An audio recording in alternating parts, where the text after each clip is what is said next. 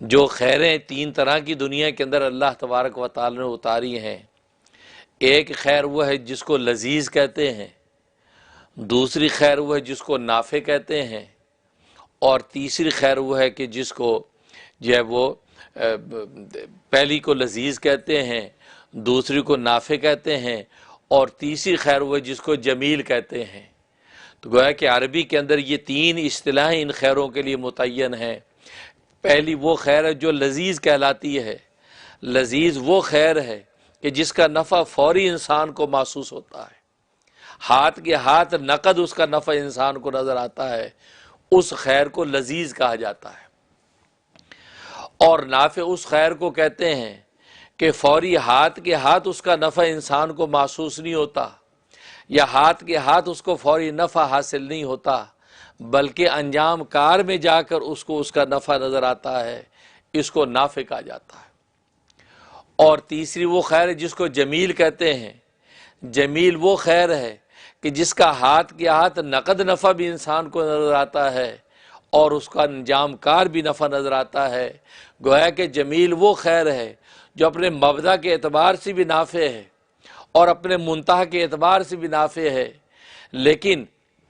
جو لذیذ وہ خیر ہے جو اپنے مبدا کے اعتبار سے تو نافع ہے، منتہا کے اعتبار سے نافع نہیں ہے۔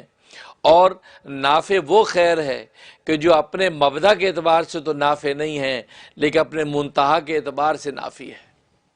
تو گویا کہ یہ تین طرح کی خیریں اللہ تبارک و تعالی نے دنیا میں اتار رکھی ہیں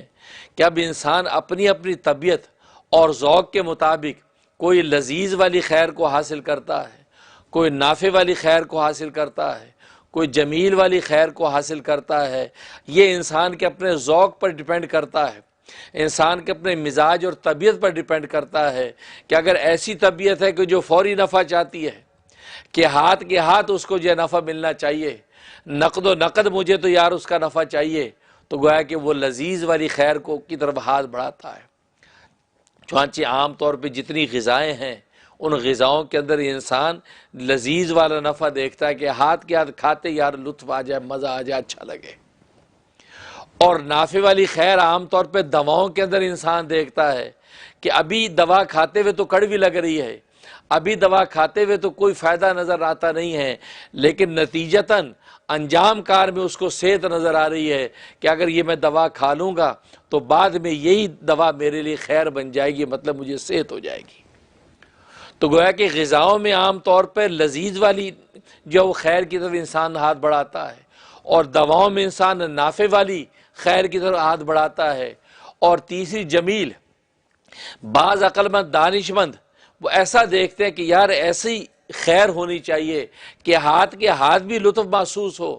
ہاتھ کے ہاتھ بھی اس کا نفع حاصل ہو جائے، اور انجام کار میں بھی وہ نقصان دہ نہ ہو بلکہ انجام کار میں بھی انسان کو فائدہ پہنچے،